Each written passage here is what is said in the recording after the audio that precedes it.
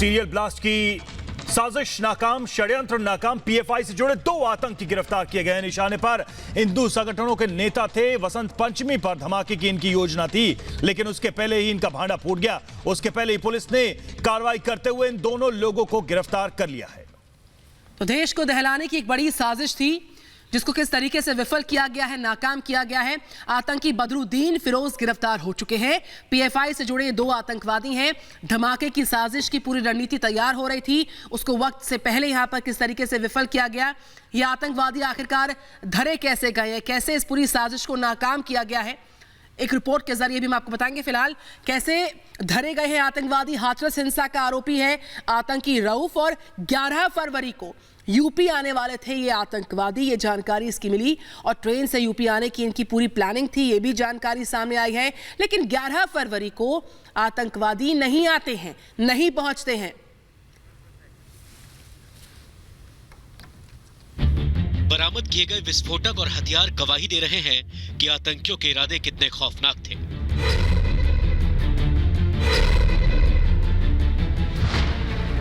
आतंकियों के पास से जब्त हथियारों और दस्तावेजों से मकसद का अंदाजा लगाना मुश्किल नहीं है,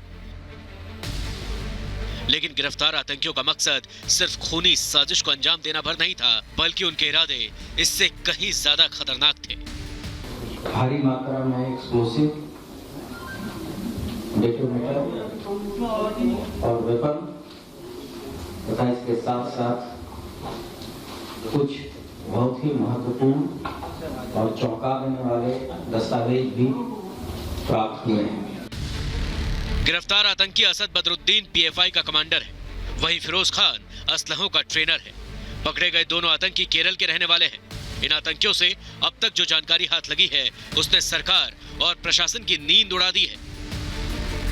दरअसल इन आतंकियों का असल मकसद खूनी साजिश को अंजाम देने के साथ हिंदुस्तान में धार्मिक अशांति पैदा करना था। गिरफ्तार आतंकी बसंत पंचमी के मौके पर धमाका करना चाहते थे। हिंदू संगठनों के कई बड़े नेताओं को निशाना बनाना चाहते थे। बड़े नेताओं को निशाना बनाने के लिए युवकों की भर्ती करने का प्लान था।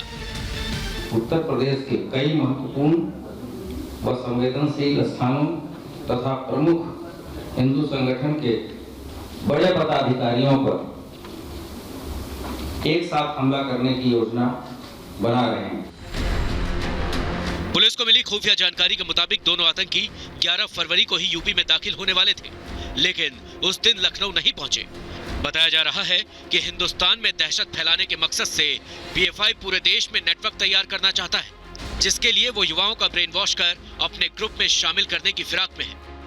ये छोटे छोटे ग्रुप्स बना के लोगों को ट्रेन करके उन ग्रुप को सेल्फ सफिशिएंट बनाना चाह रहे थे, जिससे कि आवश्यकता पड़ने पे वो ग्रुप बिना किसी, अगर इनकी लीडरशिप सभी गिरफ्तार हो जाती है तो छोटे ग्रुप भी इन कार्यों को अंजाम दें। पिछले 1 साल के दौरान यूपी पुलिस ने पीएफआई के 123 लोगों को गिरफ्तार किया है। हाथरस में हुई हिंसा की साजिश में गिरफ्तार आतंकी रऊफ से मिली जानकारी के आधार पर ही यूपी एसटीएफ को यह बड़ी सफलता हाथ लगी है। Bureau report, Republic Bharat.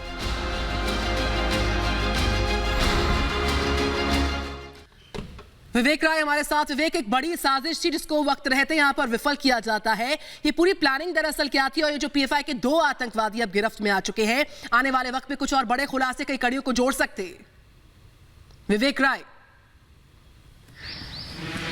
देखिए, कई बड़े खुलासे होने बाकी हैं, और जो 2 आतंकी ये गिरफ्तार हुए हैं, जो 2 पीएफआई के मेंबर्स ये गिरफ्तार हुए हैं, उसमें जो मेन बदरुद्दीन गिरफ्तार हुआ है, उसको बताया जा रहा है कि वो इनका मिलिट्री कमांडर था और उसी के देखरेख में सारी प्लानिंग्स हो रही थी। साथ साथ जो फिरोज की गिरफ्तारी हुई है, फिरोज के लिए ये बताया जा रहा है कि वो हथियारों की ट्रेनिंग के साथ साथ जो युवाओं का सिलेक्शन था उसको लेकर के वो खासा ध्यान रखता था, और तमाम जो नए नौयुवा थे जो फिजिकली फिट थे इनको खोज रहती थी, और उसके बाद उनका ब्रेन वॉश करके ये उनको अपने संगठन से जोड़ना चाहते थे। तो कुल मिलाकर के अलग अलग जगहों पर, अलग अलग जिलों में इनके जो संगठन के जो लोग हैं वो एक्टिव थे, और उनसे कहीं ना कहीं ये लोगों को ढूंढने की कोशिश कर रहे थे। साथ साथ बड़ी चीज़ें ये हैं कि हिंदूवादी संगठनों का के ऊपर इनका टारगेट था। उसमें आज की तारीख में जो तमाम बड़े हिंदू संगठन है उसके जो बड़े लीडरान हैं उनको लेकर के ये आने वाले दिनों में ये उन पर हमला करने वाले थे और बसंत पंचमी के आसपास के जो दिन हैं उसी दौरान ये हमला होने वाला था। पुलिस को जो फिलहाल जो जानकारी शुरुआती तौर पर जो जानकारी मिली थी वो 11 फरवरी की जानकारी थी कि 11 फरवरी को ये लोग लखनऊ पहुंचेंगे। हालांकि उस रोज ऐसा नहीं हो पाया, पुलिस को ये लोग ट्रैक नहीं हो पाए, लेकिन लगातार यूपीएसटीएफ की टीम इन सारी चीजों को लेकर के मॉनिटरिंग कर रही थी, ट्रैक कर रही थी। और कल यानी कि 16 तारीख को पिकनिक स्पॉट के पास में पुलिस को एक सूचना मिली, जिसके बाद इन दोनों को पिकनिक स्पॉट से गिरफ्तार किया गया है और उसके बाद तकरीबन 8-10 घंटे के आसपास इन दोनों से पूछताछ हुई, जिसमें इनकी जो अहम चीजें थी वो पुलिस के सामने निकल के सामने आ पाई हैं। जी बिल्कुल विवेक, जिस तरह से ये खुलासा हुआ है साफ पता चलता है कि आतंकियों की नजर अभी भी देश में अशांति फैलाने और देश पर बड़े हमले की तरफ है। बहुत बहुत शुक्रिया हमसे जुड़ने के लिए, हमसे बातचीत करने के लिए। और अब बात